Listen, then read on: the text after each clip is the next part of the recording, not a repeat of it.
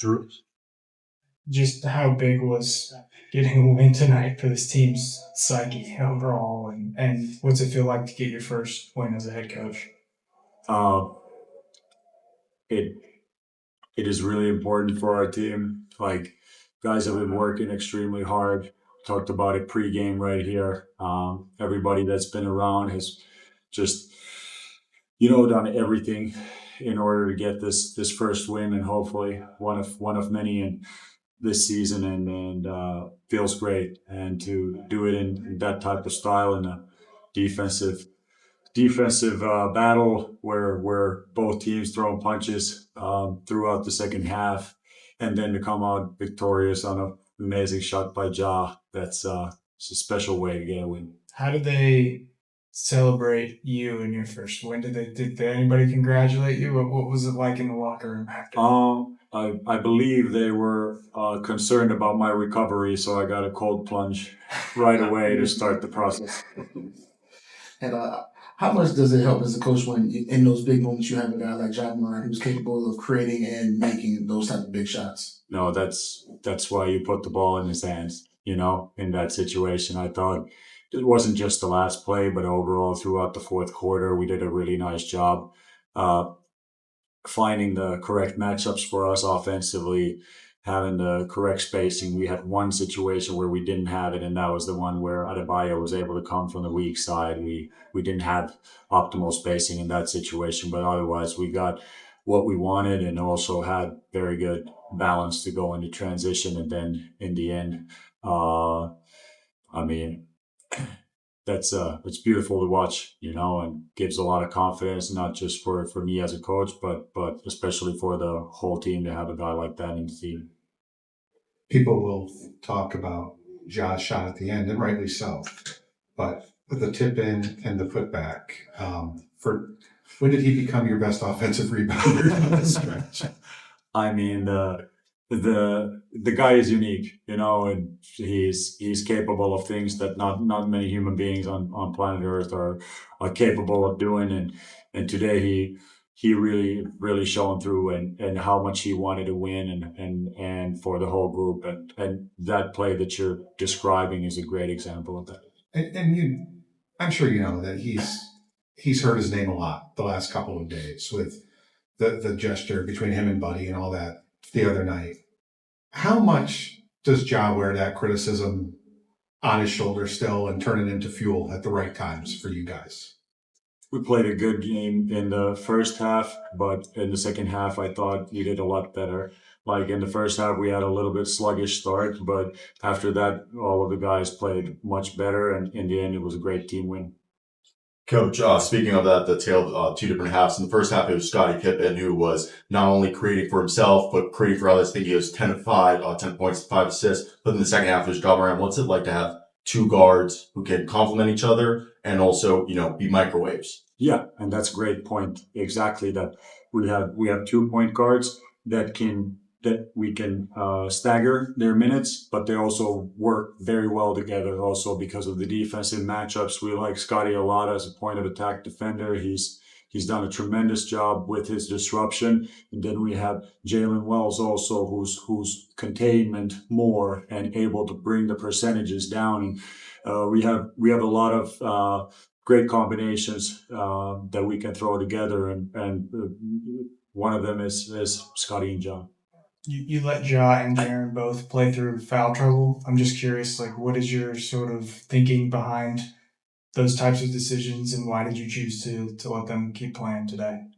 And the Ja decision was simple for me because uh, he's so aware of everything in his surroundings. He very rarely puts himself in those situations. Very, let's say, uncommon that he's in foul trouble. And I asked him, like, are you able to play? And he said, no problem. I won't get, I just got stuck in that situation. So you have the confidence that the Jaren thing is, we talked about that also pregame. He contests so many shots, and he's in those situations so often that's maybe the critical thing. But it's like, you're damned if you do, damned if you don't, because you also don't want to keep in this situation, especially with Brandon Clark out. for the rest of the season. You don't want to have that situation that you're sitting one of your best guys until the end, and now you're putting back in when the game's already possibly gone. So you gotta find a balance and have a little bit of a feel and hopefully a little bit of luck, which we didn't have in our last game against Golden State, for example, in a similar situation. The contributions of Zach Edey, particularly on glass, he's had a run of double-figure rebounding games. Where have you seen him grown over the last handful of games? In everything, I think he looks he's looked throughout the season much more comfortable on the court. He is now with Ja has come back the last 4 games. He's rekindled that ball screen chemistry, and that's been great today. Great sequences with both Ja and Dez creating, and then also the fact that there's so much attention then on Ja and Dez when they go to the rim. So even if the shot blocker, a lot of teams will late switch that, and then the guard's defender will go. But Zach is so big that he's really difficult. You got to put a lot of resources into that situation. He's having a lot of success in that. But I mean, the guy has anchored along with Jaren and BC our defense the whole season. Our rebounding is about plus 10 percentage points better with him on the floor, offensive rebound. There's a lot of things he does that are not like easy to spot with the eye right away. But once you dive into the metrics, like his impact was very real, and he's only getting started in this league. I think we talked about it pregame that if you look at his role in Purdue and then with us, it's been very different, and it has changed also during the season, and he's found a way to adapt every time. So it's a very promising start to his professional career, his rookie season. I'm sure you want to keep it about the team, but the last week for you, the change and all that, plus coming into this job, your first time in a playoff race, how wild how crazy, how have you slept at all? Like, what have the last few days been like for you as you get settled in this role? It's been crazy. It's been crazy because of the workload has been so big. There's been so many things. I mean, the NBA is a huge operation. It's like the ones that where I've been coaching before, they're like, little sailboats, and this is a cruise ship. It takes time to,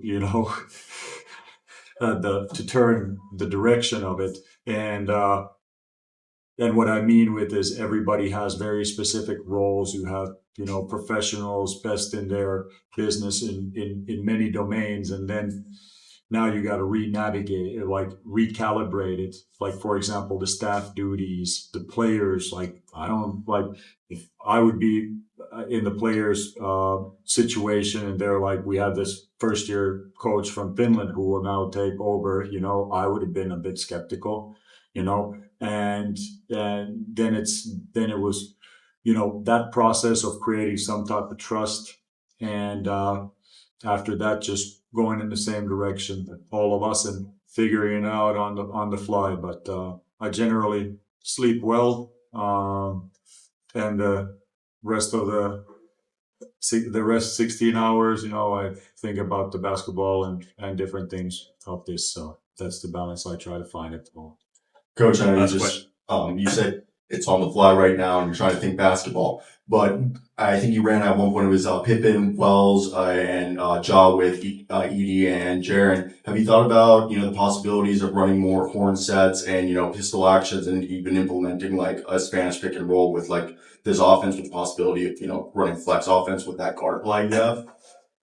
I generally think I do think like the X's and O's is very important, but that's, I think in some ways like overrated. Like you see on Twitter or somewhere, back when I used to be on Twitter about 5 years ago, you would see, this beautiful play from, this team, and then there would be some from our team. And I'm like, the guys ran it totally wrong and it worked, and it's like, it's better to prepare than predict. So at least we've gone away more from these, like, let's call set plays, and more like, let's put them into situations, into spacings against certain opponents, whatever the defense does. Like Mike D'Antoni said, whatever the defense does, they're going to be wrong, but it's up to us to find out how they're wrong. I think that's a very smart thing to say, and this is how we've tried to take this process forward and have done it also before. So I think that's everything that you said can work in a certain setting. We are trying to find the things that work for us and that are consistent with everything else that we are doing, and while trying to keep it as simple as possible, but not any simpler.